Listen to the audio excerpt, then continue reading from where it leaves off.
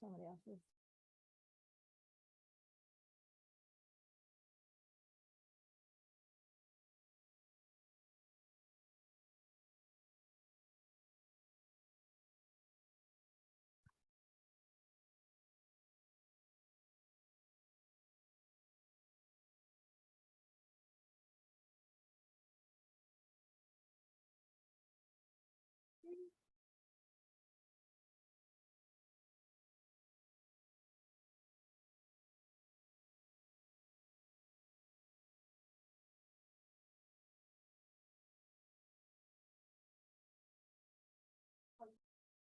All right, I think we'll get going.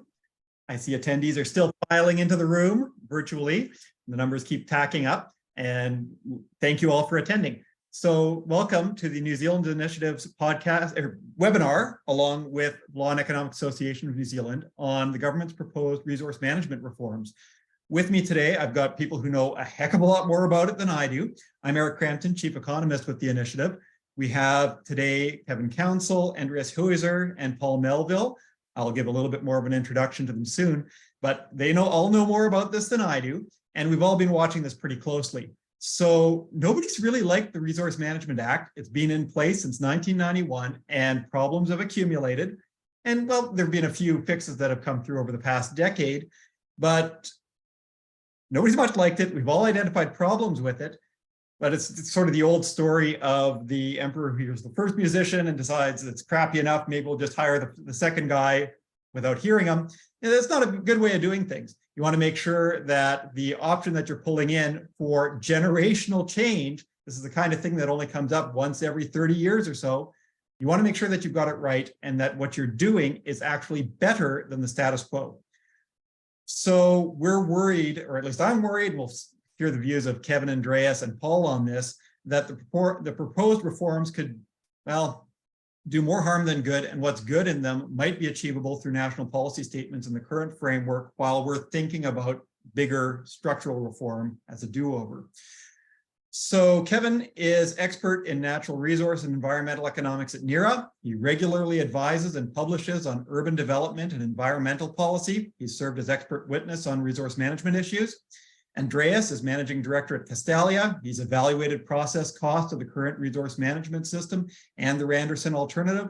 He's worked on resource management issues in a prior life working for Treasury. He's also developed an alternative model for water infrastructure reform, so he's deeply in this space. Paul Melville is principal advisor on water and environment strategy at Federated Farmers and will soon be their general manager for policy and advocacy. He previously served as part of the New Zealand government team that negotiated the Paris Agreement. Kevin and Paul both put through very substantial submissions on the resource management reforms. I'm not sure if I've caught Andreas's, but he's been thinking on this space heavily, and especially in doing some of the process costing work. Links to those should be available on the webinar website. Now, I always like to start these things with a bit of problem definition. So if you're going to start trying to figure out what should be done, you should, well, look first at what the problem is that you're trying to solve. From my perspective, the Resource Management Act seemed to impose really hefty process costs on trying to really do anything while failing to deliver either decent environmental outcomes or reasonably facilitating development. It provided too many ways of blocking new developments, resulting in a tragedy of the anti-commons. So that's kind of the opposite of the tragedy of the commons. The tragedy of the commons happens when everybody's allowed to do stuff and it over-extracts a common pool resource. The tragedy of the anti-commons is when anybody can object to anything, so nothing can ever be done. I think that it also resulted in particularly poor outcomes because of how it intersected with the incentives facing councils, where if they facilitate urban growth, they don't really share in the benefits, but they bear all of the costs, and they don't have good ways of funding and financing the infrastructure for it. So those together led to just horror stories. I think we all have our own horror stories through this. Maybe we could have a bit of a whip round first, just on some of the problems we've seen in the current resource management system and what we should then be thinking about for larger fixes. Before we get going though, just a reminder that we have Slido. On Slido, you can put up your questions for us, for the panelists. Some of them, if they're right on point, I might pull in immediately. So the Slido number, if you log in on slido.com, it is 252-7607. Again, 252-7607. Put your questions up on Slido, ones that are on point, I'll try and bring them to the fore. Ones that we can leave to the end as sort of broader encompassing things, I'll leave them to the end.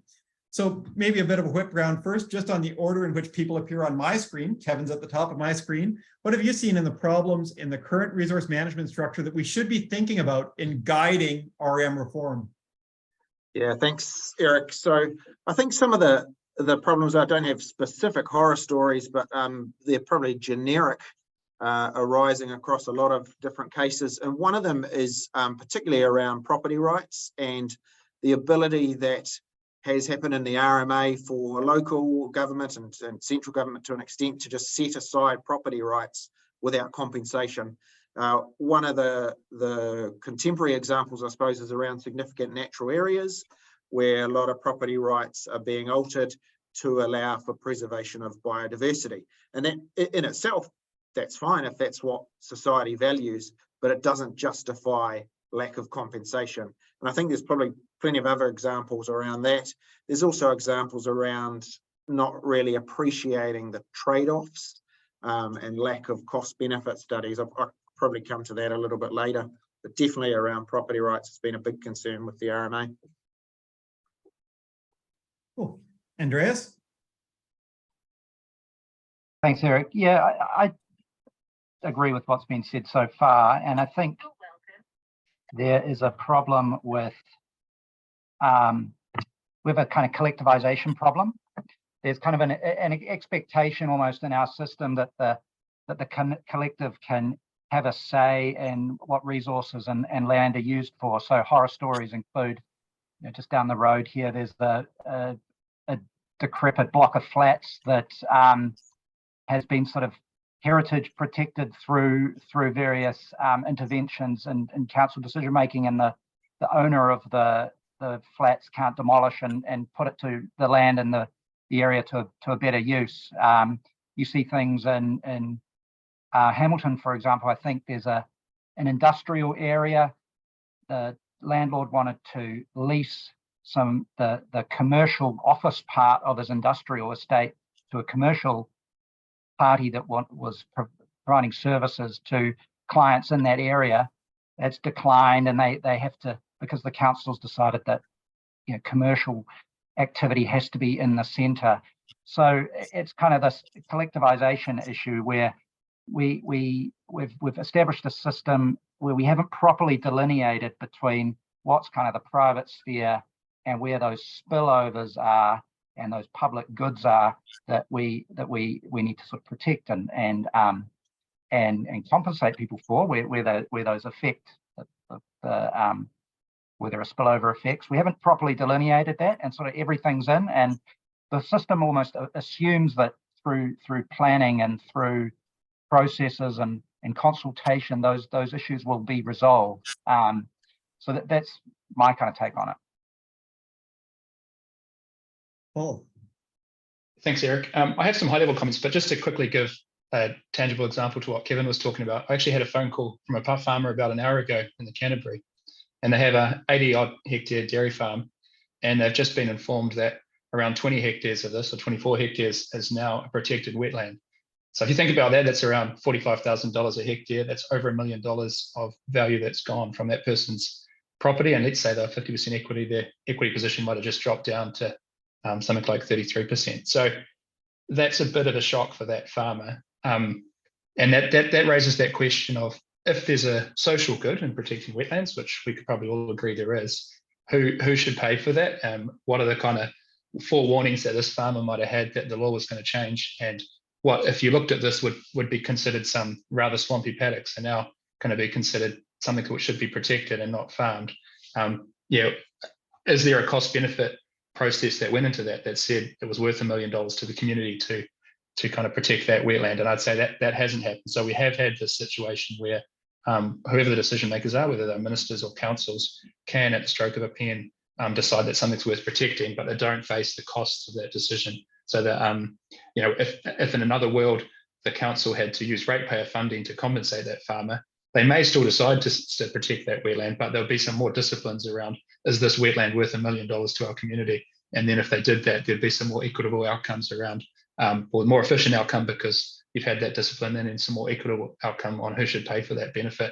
But if I just zoom up a bit, and what we said in our submission is at the end of the day, the RMA is an environmental piece of legislation. So there's always a trade-off that has to be made between protecting the environment and allowing people to get on with their lives and grow the economy and do all the other things we want to do. So has it made the trade-off the right way? Well, that will depend on who you talk to. For some people, they'll say it's got it right. Other people will say we've had too much development, and some people will say there's been too much environmental protection. That ultimately comes down to the decisions that the decision makers do. Two of the areas that we think there's been shortcomings is that within that, when we do decide to protect the environment or allow development, the processes are too expensive, too time consuming, and too unpredictable. So if I'm an investor and I want to put $100 million into an irrigation scheme, if I know that I can do it, I can go ahead and make that investment, and I know that I can get going in a year's time, that's great. But if I know I'm going to have a 10-year process, I'm going to spend millions of dollars in legal fees, and I don't know at the end of it whether I'm going to have anything to show for it, that's going to be a massive disincentive for people to spend money. So I think that's what we need to have is some simplification of the process, and then some trust on decision makers that whatever they decide is or some incentives that make sure that those decisions reflect the will of the community. The second thing just I'd say is that the process has all become too litigious. So right in the RMA, and when we talk about the new bills, I think it's gotten worse. We've used terms that haven't been clear in their meaning. So sustainable development or avoid remedy, forget the third one. And what we get is that we can then have years-long debates around what these things mean. So rather than a regional council set the rules for their community based on the democratic mandate, oftentimes we'll blame the council and say they didn't get it right. But when you look at the paper trail, what's happened is the regional councils come out with their plan, and then it's gone to mediation, and then it's gone to hearings, and then a court decision's been made, and then you've got the outcome. So for me, I think there needs to be a clearer rule of law. What the Act says should be clear, and then that should empower regional councils to make decisions rather than the opposite, which is empowering courts to kind of set the meaning of the law. And I think when we come to the proposed bills, we'll see that's actually gotten worse. I think Andreas had his finger up. You may have had something on point. I've got my own horror stories, but Andreas, did you wanted to interject there? Oh, look, I was just going to say that compensating the farmer for using the wetland for some other purpose for environmental protection, or I mean, we also don't have any way that the farmer can realize value for any service like nature-based solution that wetland might provide. So if keeping the wetland and not sort of intensively farming or whatever results in water being contained and not then flooding the downstream town, I think Dunedin, there's a valley there there's a good example of that. My colleague here did a study on it, that we don't have any way of recognizing that value and I guess providing compensation for that solution, nature-based solution that exists there. Yeah, and it also seems to point back to the failures in Section 32 analysis, right? Because if you were to impose that requirement rigorously, that there be a cost-benefit assessment accompanying these kinds of rules, even if you're not getting compensation, you might have some hope that at least you're getting to the right outcome, even if it winds up being potentially inequitable and having some other problems consequent to that. The failure of enforcing Section 32 requirements in any rigorous way has been a big problem. Just for my own horror story before we move on, I was involved a little bit in the supermarkets market study inquiry with the Commerce Commission, and there is looking at an application that New World had put in to open up a new store on Dominion Road in 2021. And this was through the expedited COVID consenting processes, right? So however bad this was, they must have expected that the council's process was going to be even worse. And for that one, they commissioned a 39-page economic impact report that sought to prove that they weren't going to do harm to their competitors by opening up there, because they figured that they would not be allowed to open if there'd be so many customers coming in that it would reduce the amenity provided around the other supermarkets. Like if you want to look for examples of anti-competitive regulation, right, you're forcing companies through the RM process to prove that they won't be competing too hard against their competitors. Then we wonder why there's not that much competition in this country, right? It's just insane. So that's been one of the problems that I've had with the RM legislation, is that competition has been considered, if anything, a harm to be mitigated through the resource consenting process rather than a positive benefit to be sought.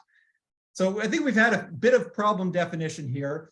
Lack of certainty in outcomes, lack of respect for property rights, lack of enforceability of Section 32 requirements, all of that leading to a really complicated mechanism for deciding on what gets to be used in which ways, no predictability around outcomes, and then difficulties in making investment decisions.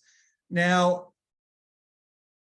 what does the, if anything, do the proposed reforms have some hope of ameliorating these outcomes? Are they, or ameliorating these problems? Do they seem designed to improve those kinds of problems, provide better processes for getting around them, or are they making things worse? Kevin. Yeah, thanks, Eric. And I suppose this relates to what's good in the bill, and I did find some good in it.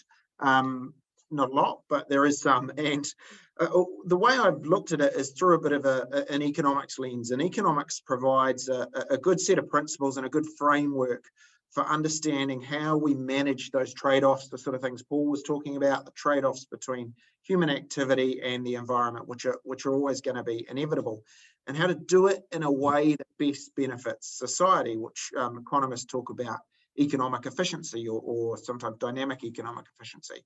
The well-being or the net benefit to society over the long term. And the good parts of the new legislation that pick that up is efficiency is mentioned in there as a resource allocation principle. There are some others, particularly equity.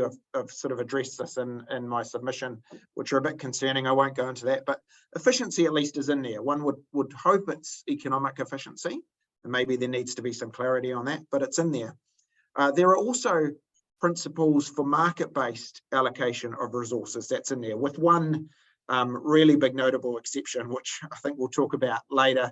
But there are at least principles for market-based allocation. And when you allow market-based allocation, you allow competitive outcomes to occur, you guide those outcomes towards what is economically efficient. So there's some good in it. It's just about sort of taking that and expanding it and applying it properly, which I think we'll come to. A lot of the rest of the bill doesn't do.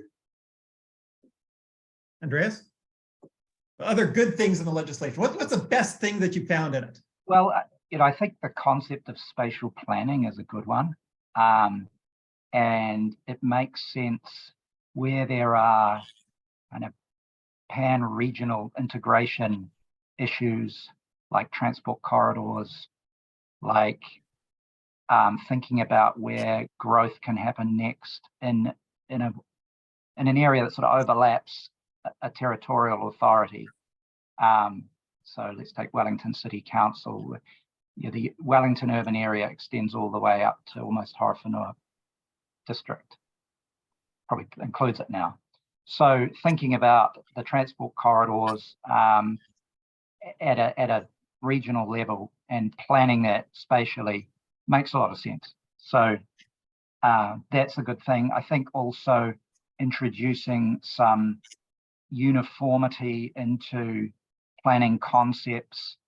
So this is something that central government typically does well, is to define with precision some very clear concepts that then should be used consistently throughout plans. What does medium rise, mid-rise residential, like, does it have 67 different meanings for the 67 different territorial authorities, or does it just mean have one definition? So those types of things are good and reduce process costs and improve predictability. Things around the format of plans and so on. Those kind of things which were already happening under the existing RMA, actually. So we had national planning standards that already existed. So those ideas are coming through in this reform. So as well as spatial planning, those are a couple of good things. I'll jump in before going to Paul, since the thing that I've really liked about it is very much in line with what Andreas was talking about. So there is yet to come a national planning framework that's not yet been introduced, but if it's done well, I can imagine really good outcomes coming out of that. So one way of handling zoning and planning that I've appreciated is how they run things in Japan. So there you have central government that defines a dozen potential urban zones. Every council can paint their numbers on their map as they like, but there's a predefined palette of 12 colors. So you have complete consistency then in what a residential zone looks like in different parts of the country. It makes it a lot easier to know that what you're proposing in one city would also be allowed in another. You've got a bit more certainty that way.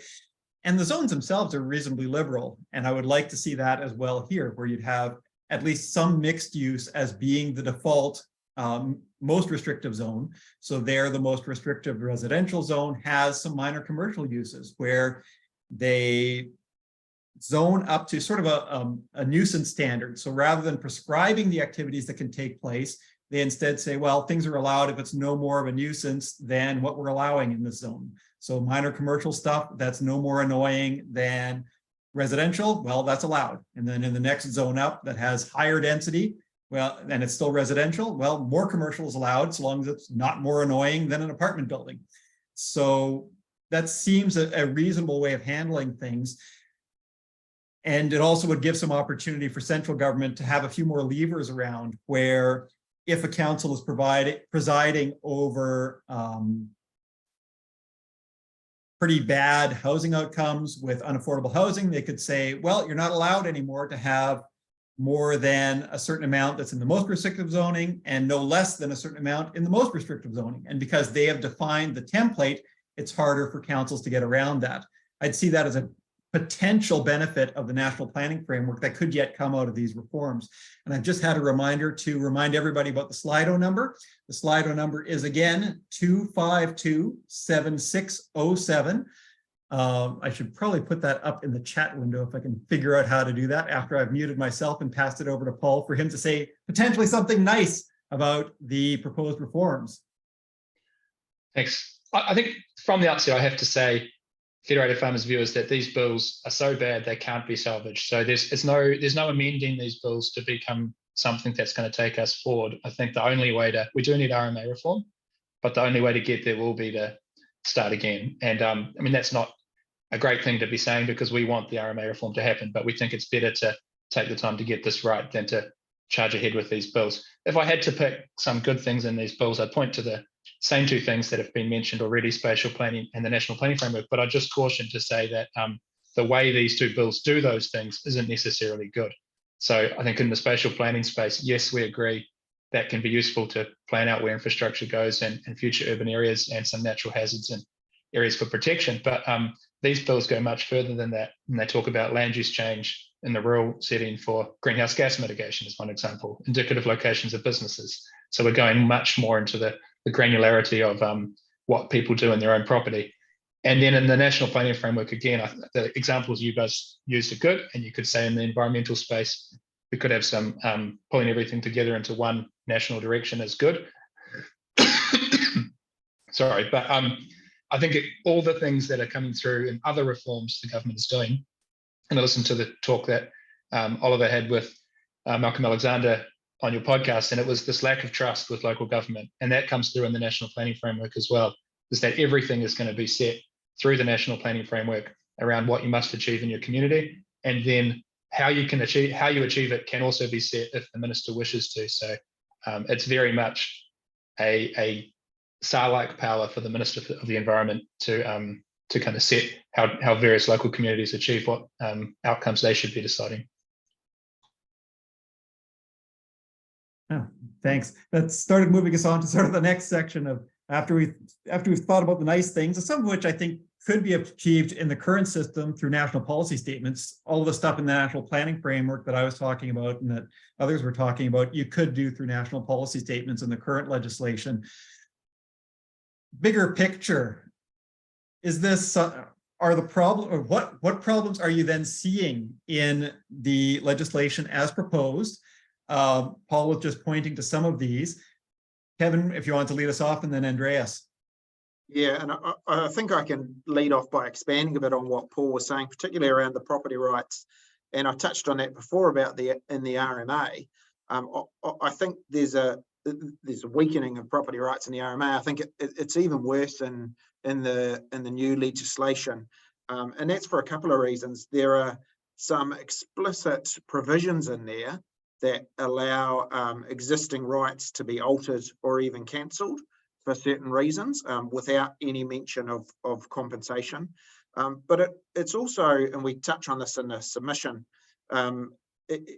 what the RMA did is it allowed property rights to be overridden, at least for reasons related to adverse effects. So it doesn't justify lack of paying compensation, but at least there's some market failure there that you're trying to resolve. Whereas here, we're just allowing rights to be overridden on the basis of various outcomes for which is no clear market failure. It's just sort of more at the whim of local or central government, and I worry that's going to weaken rights further. The second core issue I see with it, with the reforms, is around cost-benefit analysis. And Eric, you touched on the Section 32 analysis in the RMA. There were at least provisions for cost-benefit analysis. They're not really implemented very well. The kind of equivalent section in the new legislation, it borrows a lot of the language from that Section 32, and then the stuff about cost benefit analysis is just conspicuous in its absence. It's just not there at all. There are some provisions for cost benefit analysis for independent plan changes, I think, but that's it. It's just there's almost nothing in there, and this is one area where we really needed to improve from the RMA, and it's just gone backwards. Andreas. Yeah, so I agree with most of what's been said already. So I think one of the big problems with the bill, and this is what was in our advice to, our analysis, sorry, for the Ministry for the Environment, was with the centralisation of decision-making powers into regional committees, you increase the likelihood of making errors, so that rules and decisions are made that aren't welfare maximizing. So you're either going to make more errors of commission or errors of omission. So you're either allowing things to go ahead which shouldn't, and because they will diminish welfare and diminish well-being, or you're preventing things from going ahead that would also increase well-being. And I think that stems from a fundamental mistake, and it's actually on page 6 of the Randerson's introduction, Justice Randerson's introduction. So he says, the existence of 78 local authorities in a nation of just 5 million people is difficult to justify. And this is a kind of theme that you also see in the Havelock North inquiry into the water, the tragedy of the water management, that there's among the people that we're sort of appointing to these panels a misconception that we sort of have too many councils and local government just isn't up to the task. And when you look at the international comparisons, New Zealand's actually really underrepresented by democratically elected people. So I think it's like one elected person to every 4,600 people was the last I looked at. So compared to OECD countries, we are actually underrepresented. And so the solution to that has been, and you see this in the recommendations of the panel, and what was kind of take the Auckland Unitary Plan approach to solving that problem. So because local authorities weren't really zoning and providing enough infrastructure for urban development and had kind of constrained Auckland's growth, we had this Auckland Unitary Plan process to just sort of bust through and appoint a bunch of kind of expert technocratic type people, bit of democratic representation, and get this plan change done. And I mean, a contrast. So yeah, that's been sort of successful. There's new development happening, but actually in the last year, it's the first year that we've seen Auckland's population decline. And I actually like the example of Christchurch and Greater Christchurch, Waimakariri and Selwyn as a much better case study of a potential solution to our challenge. And that's something that this panel didn't take up. They preferred to kind of centralize decision-making into regional groupings. Whereas if you look at Selwyn, Waimakariri and Christchurch councils, they actually managed to keep housing affordable for the last 10 years until we sort of had central bank money printing in the last few.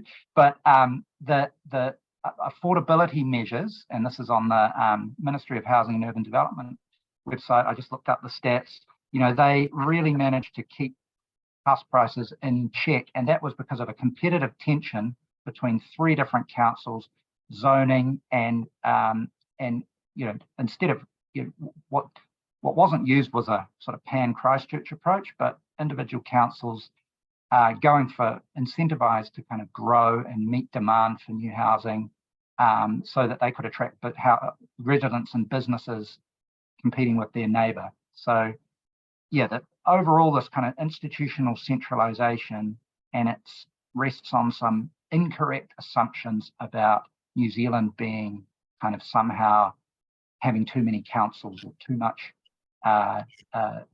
local government representation. Now, that's a fun aspect of the legislation. It seems a de facto centralization into these regional bodies. And if I recall correctly, when they merged Auckland into the super city, DIA was meant to have done a thorough assessment of whether that was successful or not, what they learned out of it. That evaluation was never undertaken, despite its having been calendared. So we're now getting mass amalgamation through a different channel, and we're not really sure what's going to be left of local councils at the end of it. Another problem that I've kind of seen in here as well, and I think we've all pointed to it in different ways in submissions, you've got 16 different outcomes that they're all meant to have respect to, but no way of ranking these outcomes. In my view and in our submission, just about anything that a council wanted to put up, or as a regional planning committee wanted to put up for reasons outside of the act, you could justify through any combination of those 16 different outcomes, right? Just pick something, you'll find some way of weighting the different outcomes to justify what you were already wanting to do.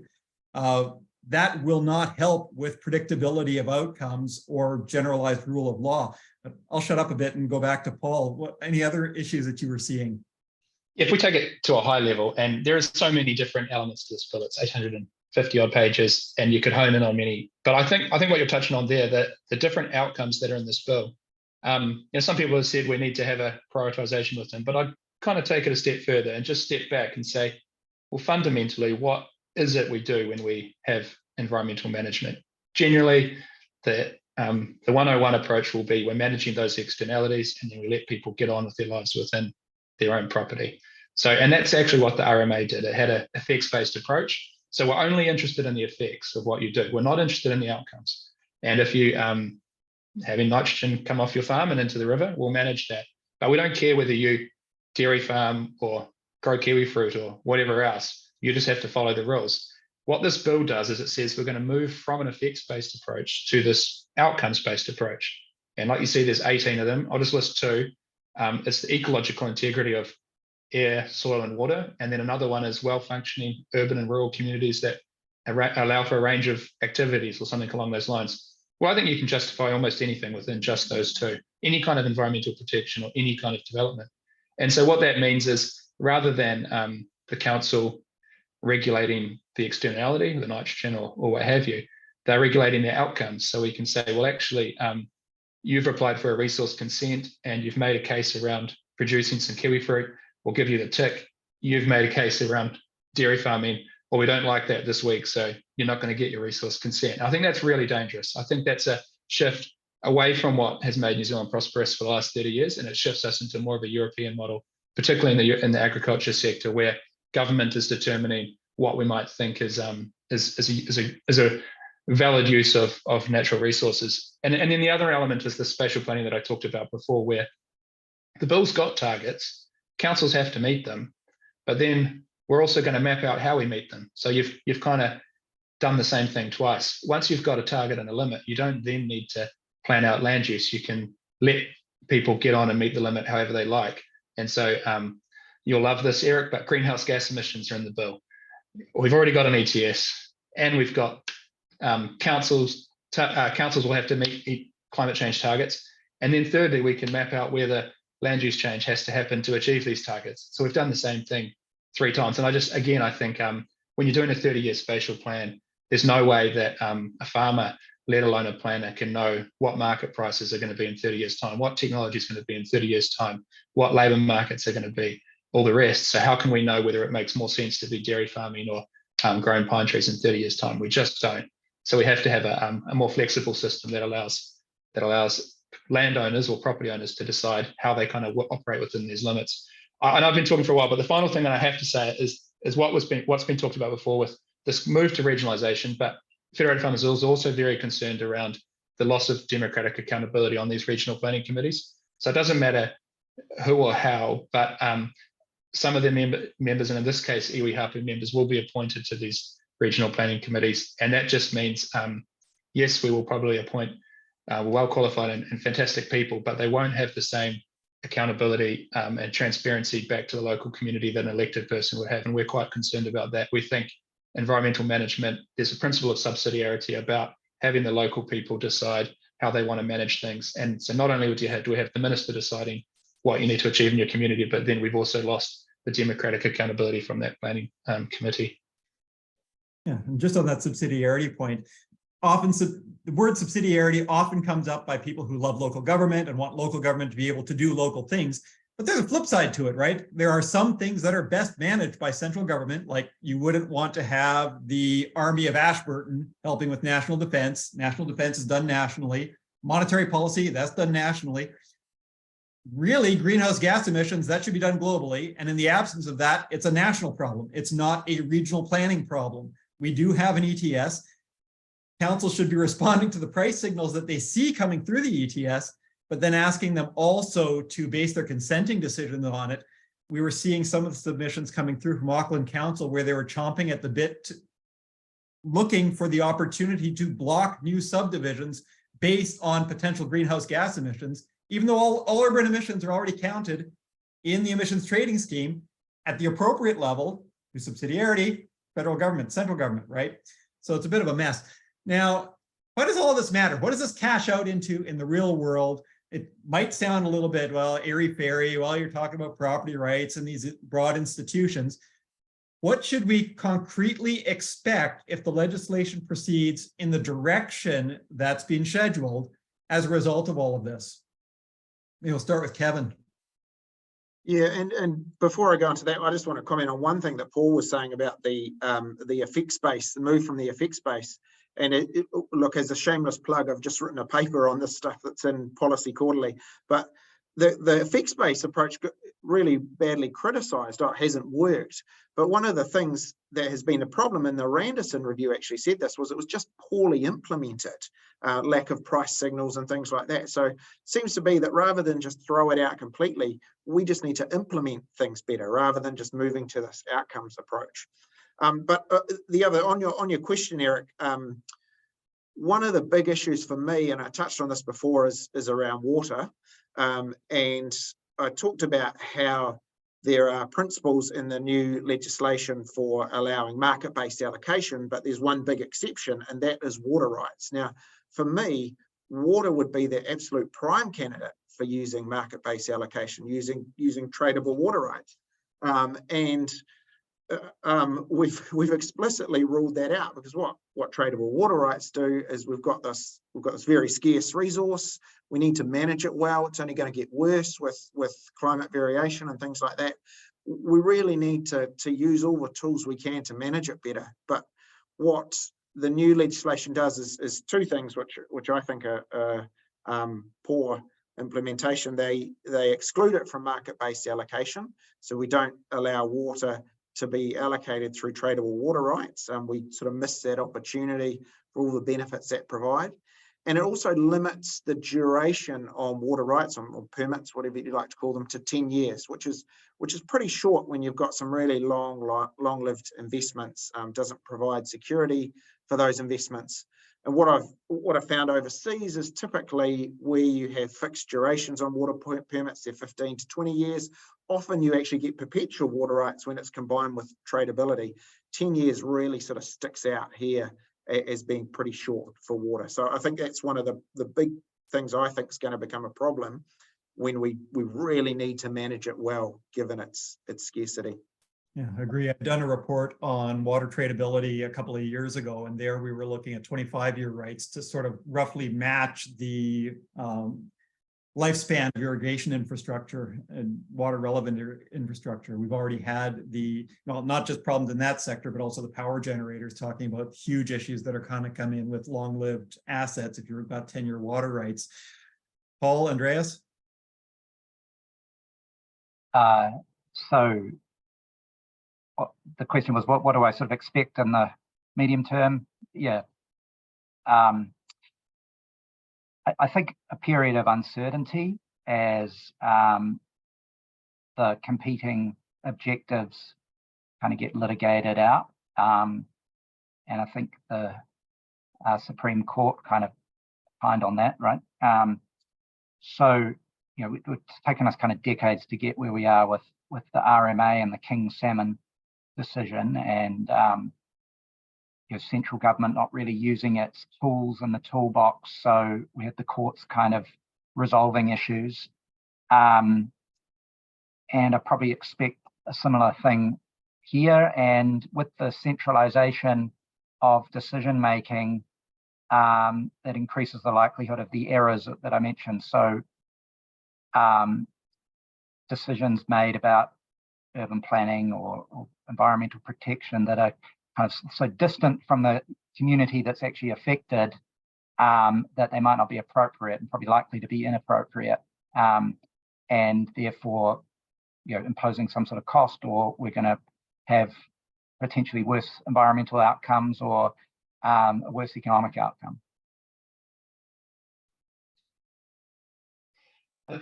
Yes, Eric, so what to expect? I think if the bill goes through as it is and it's allowed to run its course, it's going to be 10 years before we see the first regional plan under this bill. And I think, as you touched on, there's going to be a lot of court cases and a lot of uncertainty in that time. There's opportunities for any consent issued during that time to then, I think, be withdrawn after that. So that acts to me as a big disincentive for any investment for the next 10 years, which I think would be a great shame. I guess a more optimistic approach is I think this could actually shine a light on just how far down the wrong track we've gone in this country. And when the average person just sees what this looks like, we've got 10 years to shine a light on it, and we might say, well, actually what we need is just some clear and simple laws for once that people can get on and follow, and maybe we can come to what the best way forward is. But I hope that this is one of those ones where look, we've tried to rewrite the RMA. That's essentially what the Anderson Review did. It didn't look at any realistic different ways of doing environmental law in New Zealand. All it tried to do was try and write the RMA better.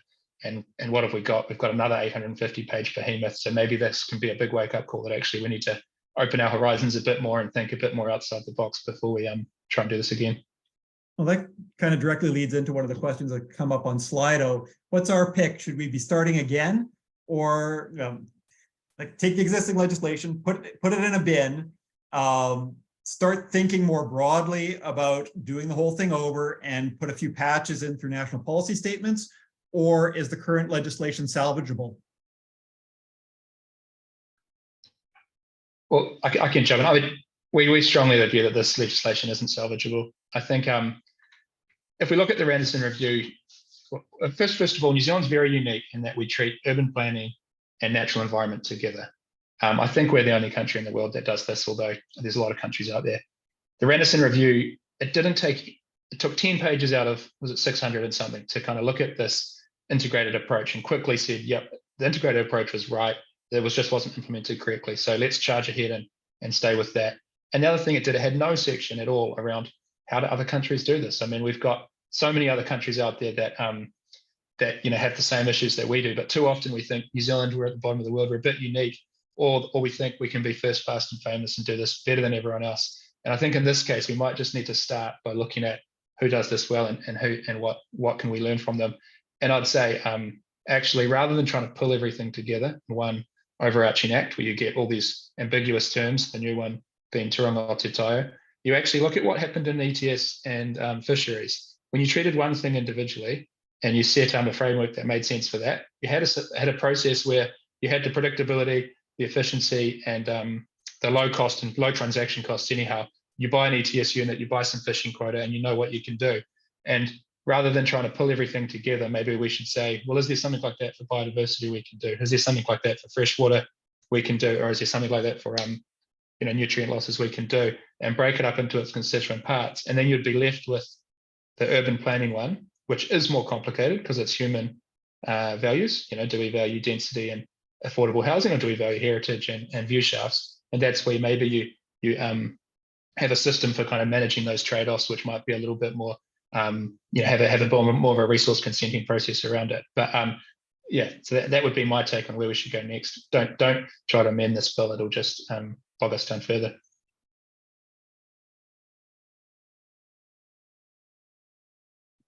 Kevin? I haven't got too much to add, except to say I pretty much agree with what Paul's saying. I don't think the bill is salvageable. It can be salvaged, but I also don't think the RMA can. We've made too many changes along the way, and it's just become a complete dog's breakfast. So we really need to do something and look at the overriding principles and the overriding framework, and try and get a coherent framework, and then base our legislation off that. Cool. That also leads into another question that's come up on Slido. Jordan asks whether anyone in the world has done a good job of untangling RMA-style planning laws and gone back to property rights-based freedom to build. So if we are having a do-over, and Paul had suggested looking at what's going on abroad, where should we be looking? Like the US is a complete mess. CEQA is at least as bad as the RMA. The UK has at least as bad problems as we do. I like a lot of what's gone on in Japan for urban planning. I would be recommending looking at there as a starting point for urban planning, but I'll open the floor. Look, I don't know about looking at, absolutely, let's look at the international evidence, what's worked well. But we've had so many reports in the past decade and really good analysis. Really thoughtful people have spent a lot of time on this stuff, and they've developed some really good work. And I'm thinking of the work of the Productivity Commission, thinking of even Environmental Defence Society got together with the infrastructure people and the EMA, and they had a consensus about what the failings are, what the problems are. So look, I think building on that work that's been done, and it was kind of some of it was overlooked with this Randerson report, unfortunately. I think that's where we should go. There are some, just truly excellent work that's come out of the Productivity Commission, and there's a framework for how we should allocate decision-making responsibilities that is really important out of that work, and I think that's where we should start. So that looks at how to allocate decision-making responsibility. It goes through 3 steps. So we find out where costs and benefits of decisions fall. So if it's hyper-local, well then that's where perhaps the decision should be made. And we have to think about costs and benefits, whether local variability is actually desirable. And this goes to the point that you're making about the 12 colours that you paint your plans with. Like, do we want 67 times 12 different colours or 12 different colours? And then the extent to which we can hold the decision makers accountable. Do we want some regional representative group that covers an area from Auckland to Cape Reinga, but for something that's going to affect Grey Lynn or Manukau? No. And then but you want to inform that by like, well, what does that system cost? So does it make sense to is it too costly to have 67 councils? It's all got to be traded off And you've got to look at where the information is. So you're talking about ETS, well, that's sort of a national register. So let's set the emissions scheme at the national level, because that's where information is. And so that framework, that's super useful. Let's just not rip up everything we've done. Let's build off what we've got. And there's some really excellent work that's already been done. That's my message. Cool. We can probably go back to some of the questions coming through from Slido. Again, the number on there is 252-7607. We've got about 9 minutes left. Stephen Franks asks, people piously say current law leaves bad environmental outcomes. What are they? Does preemptive admission curry favor or concede unearned moral high ground? I'd say there are still some pretty terrible environmental outcomes. So you look at wastewater discharge from some rural sewage plants that are outside of their consent. They're a mess. Nothing's properly enforced. You look at some of the discharges in Canterbury that have not been great, but you don't quite know what the right level should be. We've done some work suggesting getting to a cap and trade system effectively on nutrient management through smart markets so that you can start discovering what the right amount is with some trade-offs against economic outcomes. So there would be more an emergent outcome. You figure out what the appropriate level is through having a better system, and you're probably going to be getting rid of some of the worse environmental outcomes as part of that. So that'd be my answer to Stephen. Anyone else wanted to chime in? Go ahead, Paul.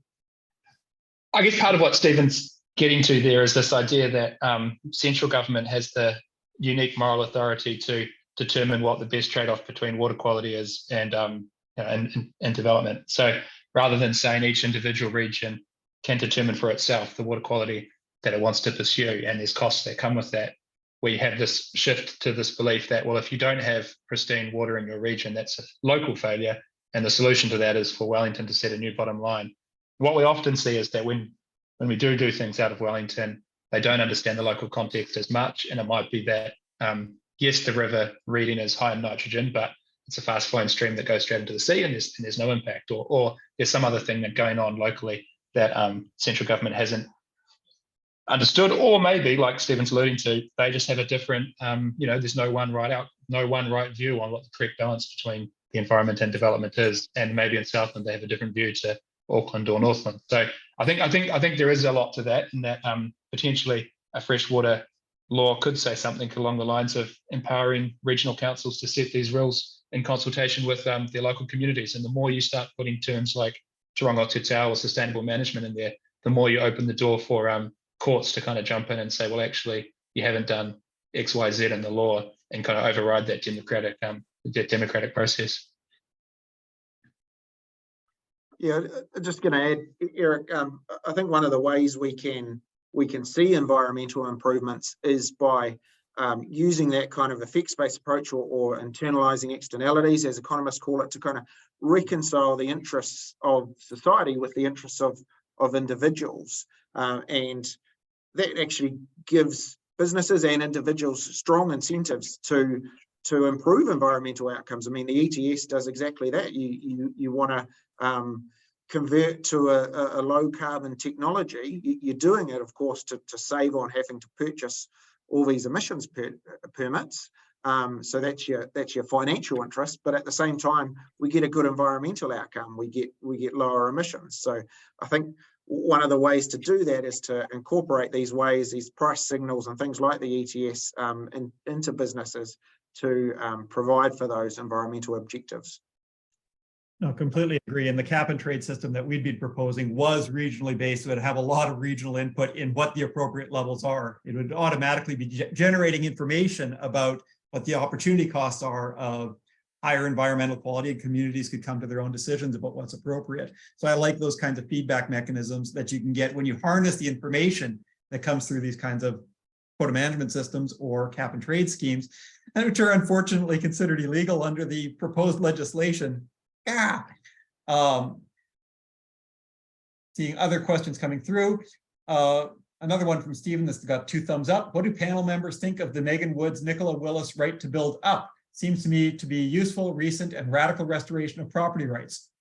I agree. I love this stuff that's being achieved through the urban growth agenda, and I worry that a lot of what's going to be coming through in the new legislation is going to be thwarting the urban growth agenda, but I'll open it up to others. Yeah, I guess I think to the extent we've kind of got a failure of councils to welfare maximize by permitting growth, then that's that's an area where central government sets some bottom lines, or national policy statement, urban development. They have to provide development capacity, and that's kind of, I mean, the Megan Woods, Nicola Willis kind of policy instrument took that to one extreme, but so I think but it has sort of has to fit the problem, right? The solution has to be tailored to this extent of the problem. Anyone else care to jump in on that one? Well, just quickly, I think within the new legislation, this is where the trade-offs in those 16 or 18 or whatever it is, different outcomes come. Because one of the outcomes is an ample supply of land for urban development to avoid inflated prices, which is great. But then you've got all these other outcomes, that ensuring there's enough land for primary production, ensuring there's protection of indigenous biodiversity and things like that.